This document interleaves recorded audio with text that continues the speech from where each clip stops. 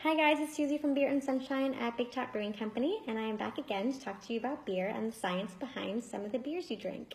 So I have a really cool one here for you today. It's not local, but I thought you might enjoy it because this beer in particular is actually, well, it makes for a really good dessert. So a dessert beer, if you will. What I have here is a Framboise, which is a raspberry lambic beer.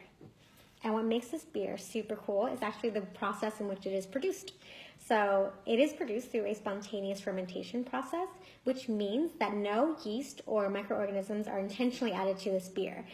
All the ones that end up in this beer are added there by random and at random through whatever happens to be in the environment the liquid is in. So whereas most breweries and brewers will intentionally add very specific strains of yeast and bacteria to their beers in a very controlled and predictable way, the spontaneous fermentation process is quite risky because you don't know what's going in there and you don't know what's coming out. So lambics in general are actually made in a particular region in Belgium, and the way that they are made is in essentially two steps. The fermentation processes. So the first part is that when the wort, which is the sugary liquid that the microorganisms will feast on, is cooled, they're put into these large shallow pans and they're left out in the open overnight. And they cool during the months of October to May. That way the different types of organisms that might actually spoil the beer and kind of make it kind of gross are avoided. So that's the first step. Okay, so the next morning they are put into these barrels and these casks, which actually have their own set of different microorganisms in them as well.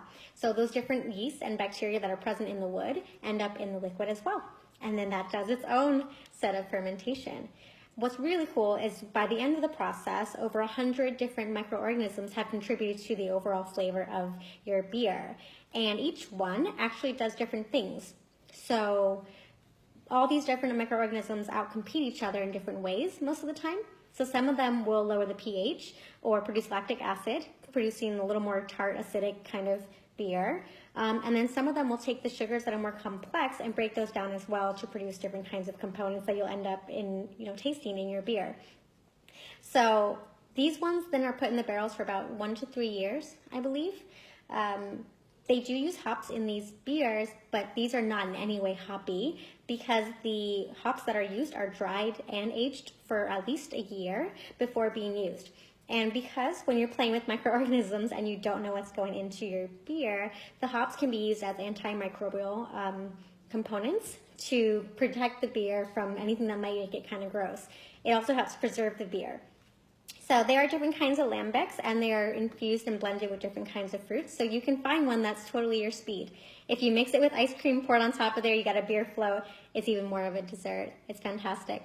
But they're known by different names. So if you happen to be at your local store and you want to check them out, just look for a lambic in the flavor of fruit that you might like and give that one a try.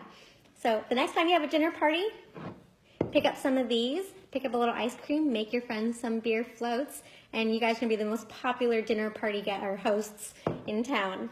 So I hope this was informative and interesting to you guys, and I hope to see you guys next time with some other cool information. And I also hope to see you guys on Facebook Live on Tuesday nights with the other Beer and Sunshine guys and girls. So, all right guys, it's been fun. I will see you next time.